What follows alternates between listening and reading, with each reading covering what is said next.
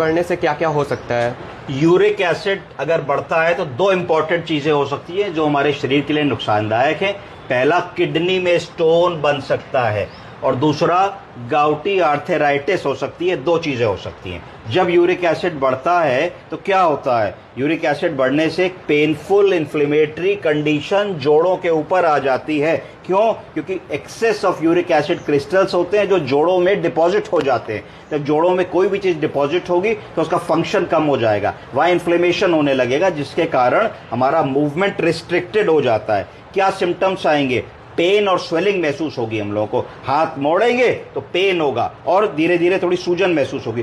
Chronic persistent arthritis होगी।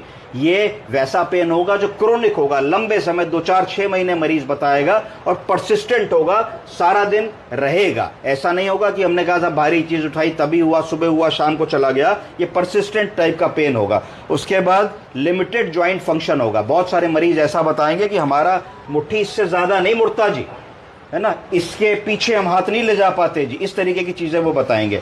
उसके बाद ये कॉमन साइट इसकी कौन सी है? कॉमन साइट बिग टो है, पैर का अंगूठा। बट ये मिडिल फुट को भी इन्वॉल्व कर सकता है, एंकल को भी इन्वॉल्व कर सकता है, नी को भी इन्वॉल्व कर सकता है, रिस्ट को भी इन्वॉल्व कर सकता है, और एल्बो को भी इन्वॉल्व कर सकता है। प्रायः ये देखा गया है कि पुरुषों में ये लोअर एक्सट्रीमिटी में इन्वॉल्व करता है, पैरों में घुटनों के आसपास का एरिया इन्वॉल्व करता है, और वुमेन में अपर एक्सट्रीमिटी के लक्षण होते हैं अगर यूरिक एसिड बढ़ता है। तो ये चीजें हमको यूरिक एसिड के बारे में ध्यान देनी है। तो इससे गाउटी आर्थराइटिस हो सकती है, किडनी का स्टोन हो सकता है, और अगर किडनी के स्टोन को हम लोग समय रहते ध्यान नहीं देंगे तो उसके अंदर पोटेंशियल होता है कि वो किडनी को धीरे धीरे डैमेज कर दे, और किडनी की छानने की कार्य क्षमता, जिसको ईजीएफआर या अल्ट्रा फिल्ट्रेशन कहते हैं, वो कम कर दे, और किडनी सूजने लगती है स्टोन के कारण, उसको कहते हैं हाइड्रोनेफ्रोसिस। तो ये सब चीजें ना हो, इसके लिए जरूरी है कि हम अपनी डाइट का ध्यान रखें और यूरिक एसिड को समय समय पे चेक करें। सरल सा टेस्ट होता है, 1 ml ब्लड से हो जाता है, ज्यादा पैसा भी नहीं लगता,